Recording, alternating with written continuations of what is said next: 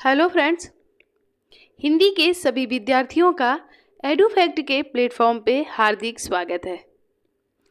दोस्तों, हमारी क्लास जो कि भक्तिकालीन साहित्य को हम पढ़ रहे थे, उसमें हम भक्तिकालीन का एक चैप्टर कंप्लीट कर चुके हैं, जिसमें कि हमने भक्तिकाल के उद्भव के कारण और भक्तिकाल की विशेषताएं इनके विषय में अध्ययन कर लिया है। तो अगर वो वीडियो आपने नहीं देखा है तो वो आप प्लेलिस्ट पे देख लीजिए।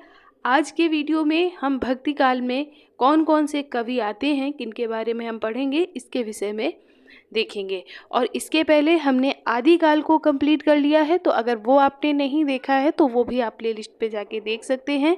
आदिकाल से संबंधित बहुविकल्पी प्रश्नों को भी सॉल्व किया गया है, तो आप वो भी देख सकते हैं। और भी आपको चैनल पे तरह तरह की हिंदी से संबंधित क्लासें मिल जाएंगी, तो जो भी आपको ज़रूरत है वो आप देख सकते हैं। चैनल पसंद आ रहा है, वीडियो पसंद आ रहा है तो सब्सक्राइब करें, वीडियो को लाइक करें, अपने दोस्तों के साथ शेयर करें। तो चलिए आज की क्लास को हम लोग शुरू करते हैं। आज का हमारा जो विषय रहेगा वो रहेगा भक्ति काल से संबंधित कवि। तो भक्ति काल को दो भागों में बांटा गया है। कौन कौन सा? एक है आपका निर्गुण काव्य धारा और सगुण काव्य धारा। निर्गुण काव्य धारा के अंतर्गत भी दो शाखाएं आती हैं। एक आती है आपकी ज्ञानाश्रयी शाखा संत काव्य, और दूसरा है आपका प्रेमाश्रयी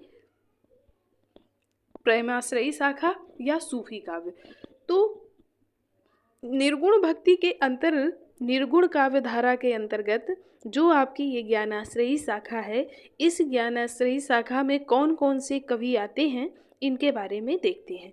तो इसमें आपके आएंगे नामदेव, सींगा, रज्जब, रैदास, लालदास, मन रंगीन, कबीर, दादू दयाल, धर्मदास और जम्बनाथ। ये आपके ज्ञानाश्रयी शाखा के अंतर्गत आपको पढ़ने को मिलेंगे। इसी ज्ञानाश्रयी शाखा के अंतर्गत आएंगे मलूकदास जी, संत भीषण, हरिदास जी, बाबा लाल, नानक, सुंदरदास और अक्षरानंद। ये 17 कवि आपको ज्ञानाश्रयी शाखा, जिसको हम संत काव्य भी कहते हैं, उसके अंतर्गत आपको इन कवियों के बारे में अध्ययन करना पड़ेगा। इनसे संबंधित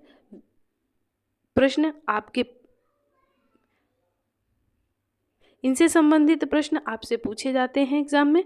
तो ये कवि आपके आते हैं निर्गुण काव्य धारा के अंतर्गत, जिसे संत काव्य धारा भी कहते हैं। और निर्गुण काव्य धारा में ही प्रेमाश्रयी शाखा आती है।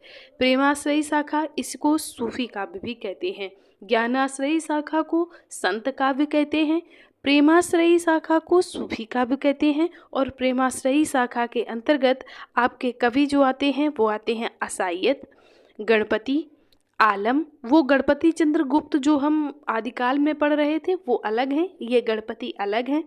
इसके बाद में आते हैं नरपति व्यास, मुल्ला दाऊद, जायसी। इनकी रचनाओं में हम पद्मावती की रचना पद्मावत को पढ़ेंगे, और इनकी एक रचना है आखिरी कलाम। इन सब का हम अध्ययन करेंगे। उसके बाद में है नारायण दास, कासिम शाह, दामोदर कवि, मंझन, उस्मान, मुकुंद सिंह, ईश्वर दास की एक प्रसिद्ध रचना है जो एग्ज़ाम में बहुत पूछी जाती है, कुशल लाभ, पूहकर, कुतुबन। ये आपके जयमल, शेख नबी और नूर मोहम्मद, ये आपके कवि आते हैं प्रेमाश्रयी शाखा या सूफी काव्य, जो निर्गुण काव्य धारा का सब डिवीज़न में आते हैं। निर्गुण काव्य धारा को हम दो भागों में विभाजित करते हैं, ज्ञानाश्रयी शाखा और प्रेमाश्रयी शाखा। ज्ञानाश्रयी शाखा को हम संत काव्य भी कहते हैं, जिसमें कबीर आदि कवियों का वर्णन मिलता है। प्रेमाश्रयी शाखा के अंतर्गत उसको हम सूफी काव्य भी कहते हैं, जिसके अंतर्गत जायसी हैं, नूर मोहम्मद, शेख नबी, जटमल आदि कई कवियों के विषय में हम अध्ययन करेंगे। इसके बाद में आता है सगुण काव्य धारा। सगुण काव्य धारा में को भी हम दो भागों में विभाजित करते हैं। उसमें एक है आपका राम भक्ति शाखा और दूसरा है आपका कृष्ण भक्ति शाखा। राम भक्ति शाखा में रामानंद, तुलसीदास जी, अग्रदास जी, केशवदास जी और नाभादास जी, इन कवियों की रचनाओं को हम अध्ययन करेंगे। इसके बाद में आपका आएगा कृष्ण भक्ति शाखा। कृष्ण भक्ति शाखा में हम सूरदास जी, कृष्णदास जी, मीराबाई जी, नंददास जी, रसखान जी, परमानंदास जी, श्री भट्ट जी, हरिराम जी, गदाधर भट्ट और हित हरिवंश, जिन्होंने हरिदासी संप्रदाय का प्रतिपादन किया था, इनके विषय में हम अध्ययन करेंगे।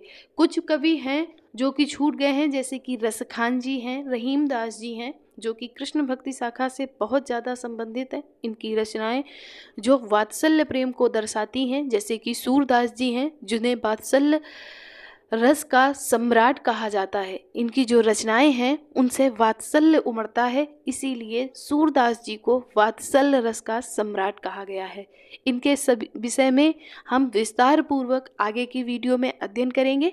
अभी आपको हमने ओवरव्यू दे दिया है कि कौन से कवि किस शाखा के अंतर्गत आते हैं, किस शाखा के अंतर्गत हम कौन से कवियों को पढ़ेंगे, उनकी रचनाओं को पढ़ेंगे, कैसे पता चलता है कि किस शाखा में कौन से कवि आते हैं, तो ये उनकी रचनाओं से पता चलता है। जैसे कि कबीरदास जी थे, वो तटस्थ थे, निर्गुण भक्ति शाखा में आते थे, क्योंकि उनका किसी भी धर्म के प्रति, किसी भी ईश्वर के प्रति कोई आस्था से लिखी गई नहीं थी। उनका जो ज़्यादातर उनकी जो रचनाएं थी, वो रचनाएं उनकी निर्गुण थी, जातिवाद को लेकर कटाक्ष था, और जो समाज में व्याप्त कुरीतियां थी उनको लेकर कटाक्ष था, इसलिए उनको निर्गुण भक्ति में रखा गया है। तो इस तरह से जब हम जिन कवियों को पढ़ेंगे, उन्हीं कवियों के विषय में जानेंगे कि इनको निर्गुण क्यों माना गया है, सगुण क्यों माना गया है, राम भक्ति में क्यों रखा गया है, कृष्ण भक्ति में क्यों रखा गया है, इनको हम तब का तभी देखेंगे। तो आज के लिए ये क्लास यहीं समाप्त होती है।